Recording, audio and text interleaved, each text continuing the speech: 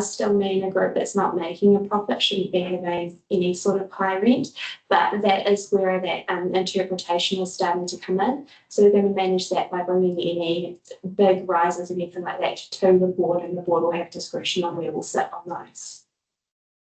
Just double checking if they guys need to know anything else here. And they just want to also be clear that bar sales of clubs will now not be regarded as fundraising either, which is going to change. To move us on to risk maintenance and health and safety. So the new policy is expanded on those requirements, added those insurance requirements, and it's now clear that we are encouraging public liability insurance because council's public liability isn't covering those bits that other people are living. On the next slide of governance and transparency, and they've added a delegations table for decisions, the file note for exceptions, and clear renewal and assignment criteria. I think the main thing that you need to know as members there are that their changes to delegations are intended to only pick up really operational and straightforward renewals. If there was a time where two community groups are in conflict, or we're trying to rent out a new building and there's a new community group who haven't been in there before, that would still come to these tables. It would just be that really simple renewal that nobody really needs to sit and have a whole meeting about, that we've tried to streamline. And then finally, they have asked to advise you that they've now implemented a lease management system and transferred all data to the system, which might not be so exciting to everybody else, but the really exciting thing for us is that they will now be able to pull out status reports specific for Cromwell and bring them to you. So they said to let you know there's currently a total of 59 leases in Cromwell, and that 23 of those are community leases. So these are the kind of details I'll be bringing in the future, and they make a total rental income of around $500,000. That's not change, is it? Yeah, looking good. And most of that is coming from the commercial leases too, that would offsetting your community leases to a degree. We can give you the details in the previous back. But is there any feedback on the policy that you would like before it goes to council? Are you pretty happy with the changes to date? It's pretty straightforward. We're going to get the speedway coming back at us. I just wonder whether we need to define what commercial is as opposed to community. Sorry, why do you think it's going to come back at us? I've been getting it in the air from the speedway people. Yeah. Because they haven't come back to us at all. Now they're sounding up at Wally for now. Leave it. What's that? We've got somebody that we know. He's the only one of us silly to go. No. It seems pretty open with us. And David and I have meetings with you. Yeah, we haven't had any issues at all. Yeah, That's just some disgruntled members out of the speedway. no, I've heard it from Jason Scott and obviously Barbecue. But they're not in a position to speak on behalf of the No, club. they're not. No, they're not. So the purpose of this policy is what we would consider a community lease that might, a commercial lease that may want to be seen as a community lease. Well, we've already gone down that path, and it was established. It's identifying what makes an organisation commercial rather than community. Is it the level of numbers through the gate? I mean, doesn't the number of people, is it the numbers that go through the books, whether it's in the hundreds of thousands or the tens of thousands or the hundreds of dollars? Their purpose, and I'm just trying to see if it's already covered in the policy, if we've updated it. But a lot of it was in the purpose as well, and if they're generating a profit versus a community good, and things like that. I think part of it's like charity as well, Speedway's not a charity.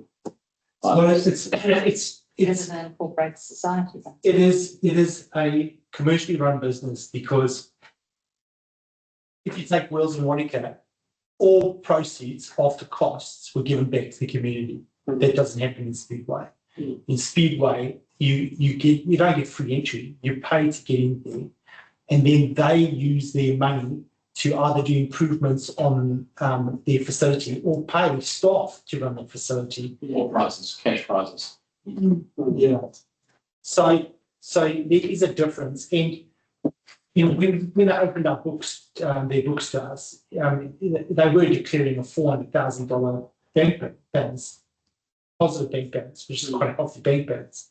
And usually charity run organisations don't have that type of money. So, you've got to look at it in all respects. And there was a little bit of resistance, but once David and I met with him, once the board resolved what was the way forward in the council, they were quite comfortable. They were talking about different meats. They're bringing a guy in from America that's helping them out.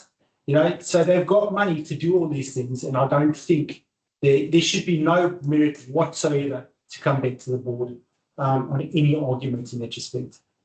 We've only defined in the policy at the moment based on the lease or license itself, not the opportunity. And commercial is defined as a personal entity conducting activities for profit or private gain. And then community is reinvest those funds into own development or betterment of the local community. Hmm. So we could like And you're about the community definition that we don't meet rather than the other one. Yeah, and they started off a community centre, and so we're not denying that. But as they've developed, and rightly so, they've developed into quite a healthy commercial entity. And we're not denying that there's no benefit to the community, but it's a paid benefit. You don't get it for free. Thank you. I'll stick that back to the team with that advice and could just watch that when it comes to council to make sure we can do it. Thank you so much, Alex. We'll let you get on the way. I just on the back of what Gareth said, that speedways are just going down and the moment like right now, it's at least payments goes back into the common borough, which is going to come back through here. That's the remix, I think we could look at.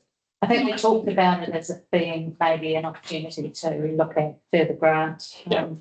Rather than going to one organisation who gets a really huge rebate, that you use it for the betterment of organisations looking for support for projects or whatever. Welcome. Thanks, guys. This is, I'll start with Emma. Has everybody met him? Emma's our libraries Emma's manager. listening to this. Yeah, so you've been sitting patiently. We were going so well, we were so far ahead, and now we're actually the Further later behind. we go, we're bang on time now. 5:20 is exactly when our last workshop was supposed to start. Well, so Emma's been with us now for 6 months, just over 6 months, and joins us with a heap of experience, which is awesome. And just for new board members and stuff who haven't been part of this, just to give you a bit of a overview of, I guess, where we've come from over the last few years. Libraries, and you've seen in Emma's presentation, like all of our services are going through some pretty good growth. And we'll have a look at this very soon, but we'll see that the growth has been about 30% over the last 3 years in the usage of the service, and I guess the diversification of the service as well. Our libraries were fortunate enough to benefit from Better Off funding a couple of years back as we went through COVID, and with that we renovated the Alexandra Library. We put RFID in, which is, I guess, more modern technology, checking out books and all of that kind of stuff. We implemented a new website. We introduced APNK, which is a national technology that you can log into sort of any library throughout New Zealand that has APNK. It also helps our printing services and streamlining some of our printing services as well. So over the last sort of 3 years, we've sort of brought ourselves up to, I guess, the benchmark of where libraries, should be. And with that, we've grown at a pretty good rate of knowledge. So we've obviously invested in a libraries manager, and Emma's also just changed a few roles within the team to make sure that our libraries are positioned for our growth as well. And that includes a digital librarian as well. You can see some of our growth areas have been in the diversification. Libraries are no longer just books anymore. There is so much more than that, and Emma's going to share some of that. But as we head into this long-term plan, we need to look at what the sort of next 10 or 20 years looks like. And so this will be the first time that we've invested in a library strategy for CODC. And it's really exciting that we've got Emma and her team leading us through this. And so this point is around the sort of pre-consultation to get everybody's feedback. And obviously that goes through a whole process of going into that community and things like that too. So thanks. This is the 5th and final round, Emma. Yeah. Nice.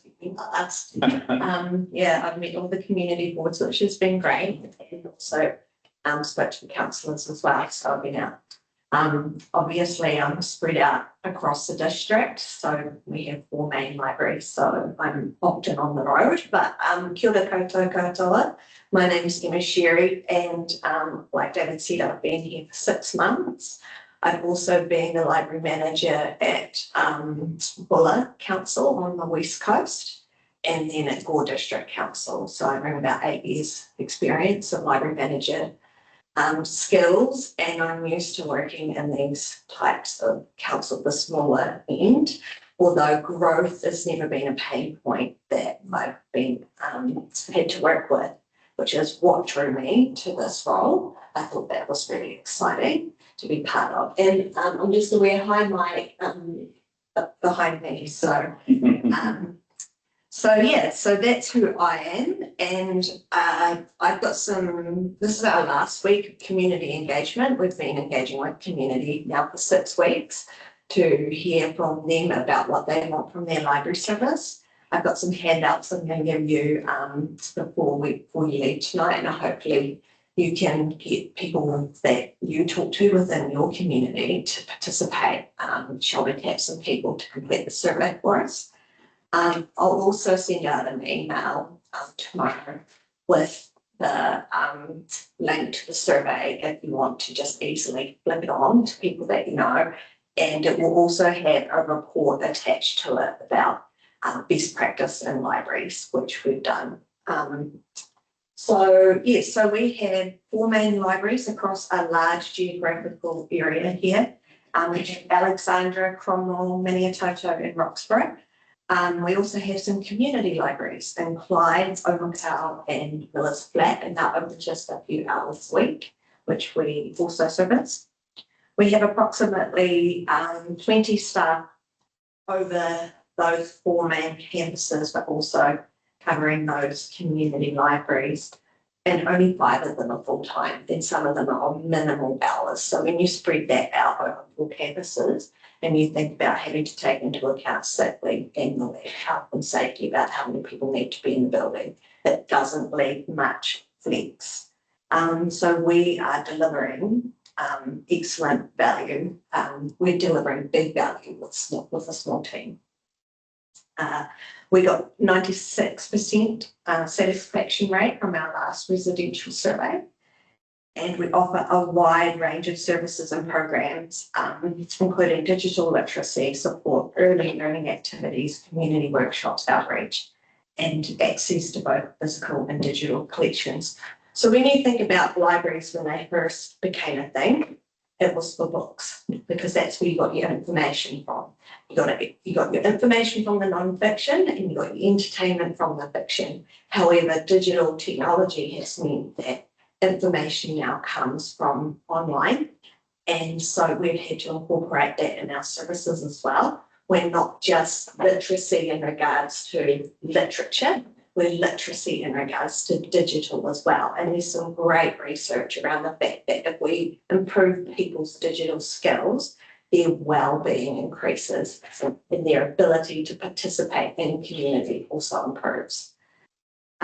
So we've got some statistics of what we've delivered in 2025. So we had 128,657 people through our doors across the district.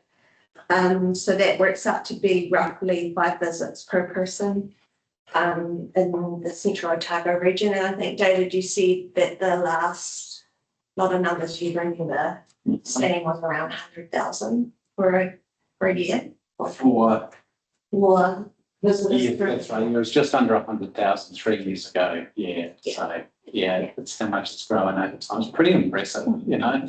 But I think if we look at the growth of Cromwell over the last 3 years, and the last census and things that came out, sort of in line with the 10% we've seen and stuff too. So I think it's also really important, given the conversation that we just had around the town centre, the growth of our facilities and all that kind of stuff. So Cromwell Library is exceptionally full a lot of the time. So Put it in the middle of the mall then. Yeah. Well, that's why I've got the bean bags, and we've spread out the front lawn a little bit more there too for the summer. But So we had 227,330 Wi-Fi logins. So our Wi-Fi is on 24/7, and you can access it outside the building, and it's free.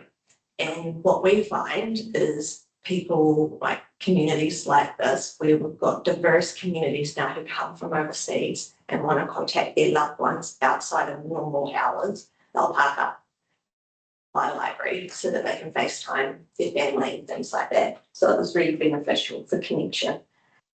Inside our libraries, we have some computers, and they're also free for use. And we've had 4,581 computer logins, and you'll find that people can do anything from writing an email, paying their bills online, getting an e-ticket, doing their CV so that they can get a job and live in this community, and then spend all the money that they bring in or stay in this community. We had 931 new library members, and that means that someone signs up for a card. But you can do so many things in our library without ever having a card. A card is only used for physical things like taking a book out. But you can use a computer, you could read the newspaper, you could just play a board game, hang out with the kids, and not get a card. So we have the people who do have cards and have swiped them within the last 24 months. That's 9,564 active members, so that's pretty good. We had 711 events and activities last year, and we had 12,896 people participate, and my events budget is $5,000 for the year, for the whole district. You should be running the pool. So Have a word we out there. run on the smell of the wind rag. I guess I say this when it comes to plan time. Anything about where can we cut money? Not Cut bad. it there. And we checked out 180,630 items. That's some pretty good stats. So one of the things I do is I link the CODC priorities to libraries. So councillors have strategic day, they come up with some priorities. And libraries link really well into funding, community protection and attraction. And I'm just going to talk a little bit about that. So in funding, so we are a high use, low cost service. We're exceptional return on investment. Independent research around return on investment for Victoria Public Libraries in 2017 showed that for every $1 invested, returned $4.30 in benefits to the community. And that was measured through a range of different ways. And part of it was the fact that if you borrow a book, you use the Wi-Fi, you save money. So that's obviously a benefit. There was the economic benefit in regards to libraries bring foot traffic. People who come to our libraries then go on to cafes, they have lunch, they go shopping, and they'll come and do some work from home stuff. So there's an economic benefit, and then also through the programs that we provide, increasing digital skills, literacy and things like that. I like to think of us as a delivery partner rather than a cost centre. And we deliver with other organisations to help things go further. For example, Skinny, the cell phone company, you'll be familiar with them. They offer a program called Skinny Jump, and that's to get modems into homes of people who are either families with children, job seekers, senior citizens, people with disabilities, and refugees and migrant communities for social housing. So you can come to the library. We'll sign you up to a modem for free, and it has 35 gig on it already, and then $5 a month, you get another 35 gig. And we would Skinny couldn't do that piece of work without us, and we couldn't offer that to the community. We just couldn't afford it. So, so we serve thousands in the community for a fraction of operating costs, and we provide universal access that prevents downstream costs such as social isolation and things like that. We are a space that is welcome for everyone, and people can stay as long as they like, and that's really important. The next area is protection. So libraries protect community identity and connection as growth accelerates. One of the really strong points that we do this is we preserve local stories and local history, knowledge and heritage, and we celebrate it and we recognise it. Not just my culture, but all cultures that are in this region. So one of the nice stories I like to tell is recently, there was a woman in Minnetonka who in the 60s started cutting out newspaper articles for the area from the paper, and she did that for how many years. Made all these scrapbooks, they went to the hospital, they're an amazing resource, and they're getting a bit tatty because everyone was touching them. So a group in Minnetonka got together, they fundraised and they digitised all these scrapbooks, and then we catalogued them and put them into our library, and now they're accessible for everyone in the community and will have longevity. And the last one is attraction. So libraries make Central Otago a place people want to stay. So people don't just choose to move here based solely on their jobs. I certainly didn't. They choose communities that support families, learning, creativity and belonging. Great. And so if we want to make Central Otago a livable place, then having libraries is really important. So next, I'm just going to talk briefly about the development of the strategy. You'll be familiar with strategy. Strategy comes across your table all the time.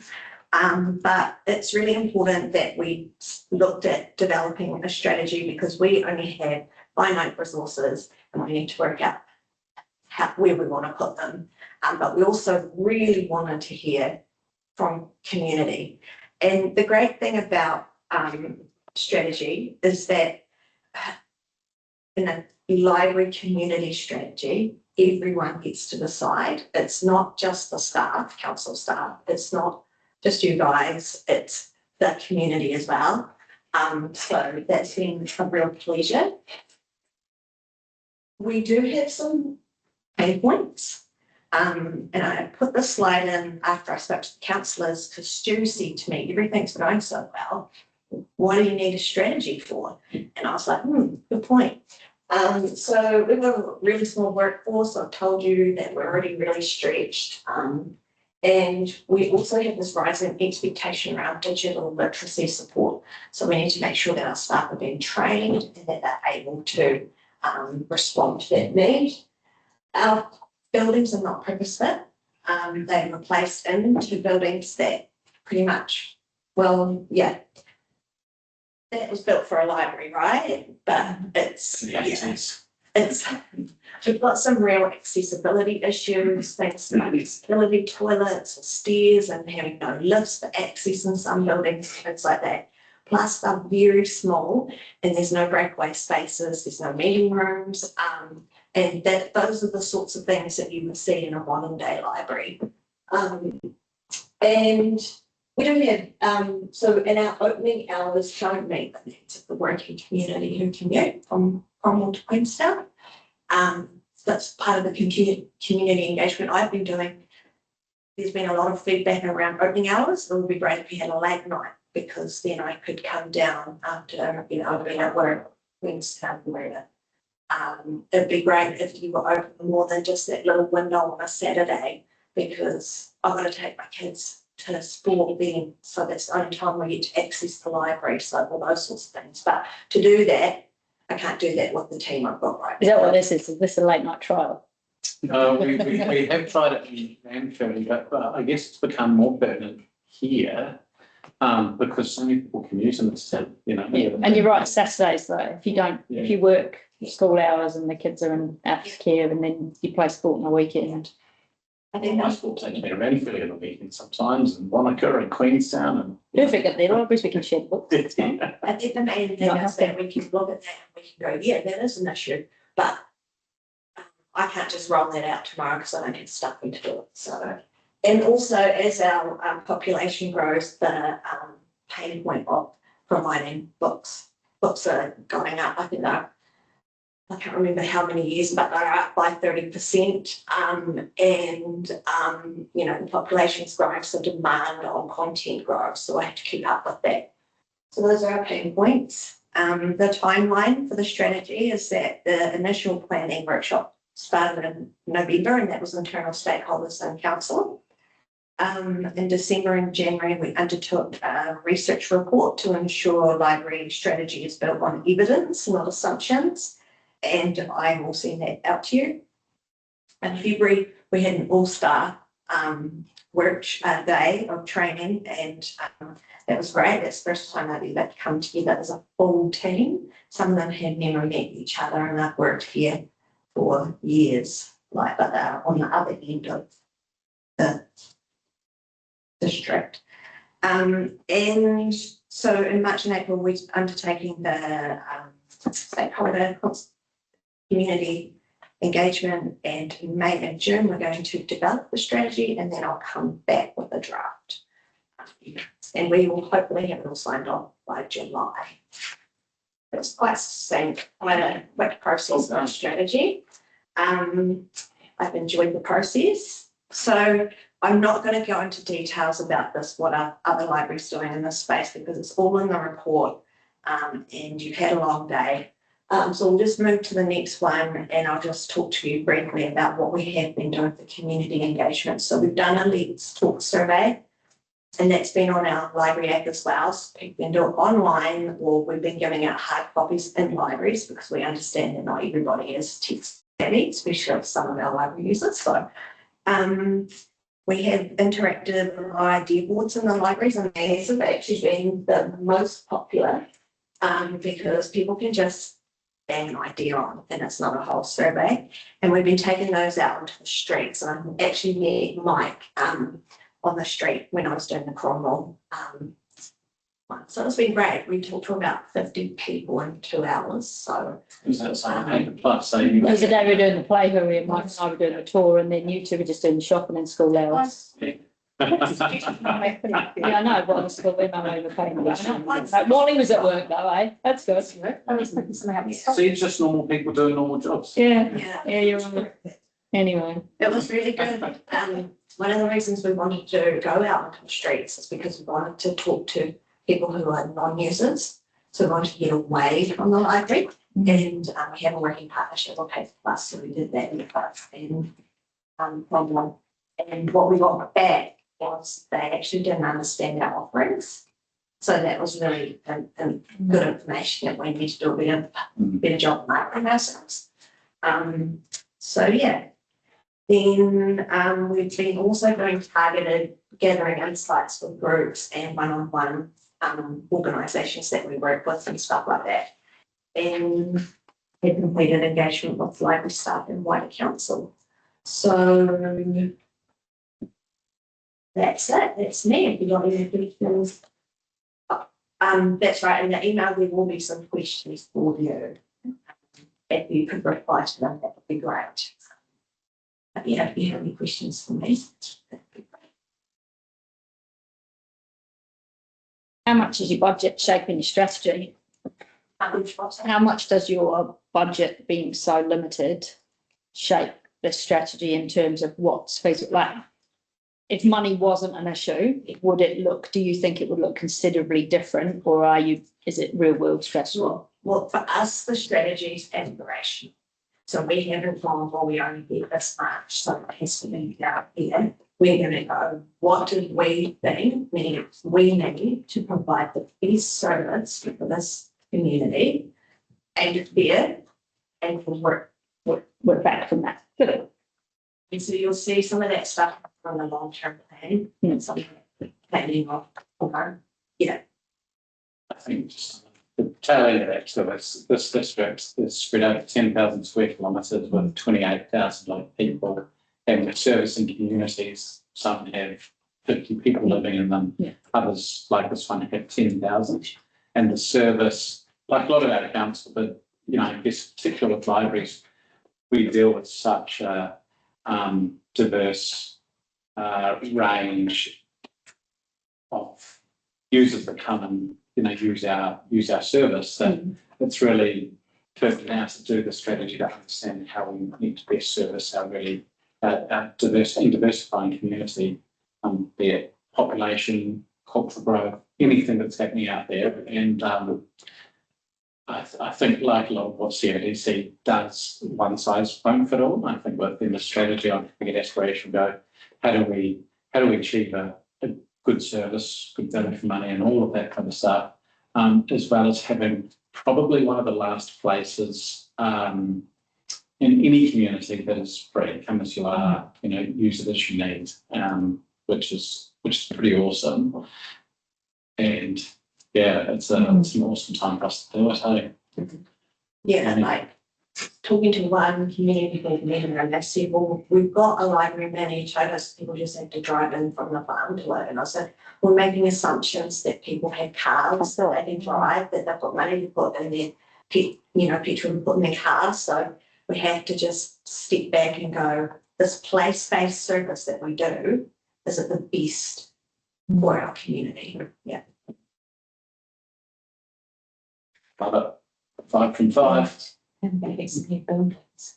I Yeah, was just thinking, I like, like could them all. you use this building for a library? this one here, Yeah. you could double decorate, couldn't you? Little people, yeah, no problem. I said my favourite thing about I work in the library in Alex quite often, and I love, there's one little girl that comes in every time there, I reckon, and she's the loudest child. She's so good. And her mum spends the whole time going, shut up. She just doesn't care. But I love it, listening to her.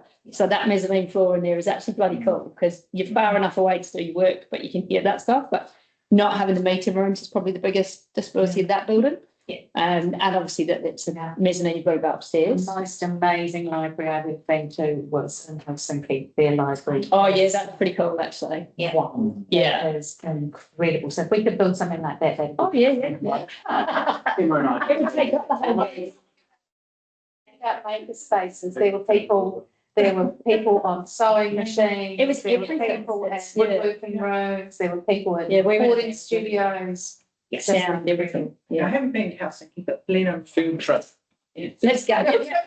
On the guise of education, but let's go for the council. And it's more toy library, something that in Cromwell hasn't got a home.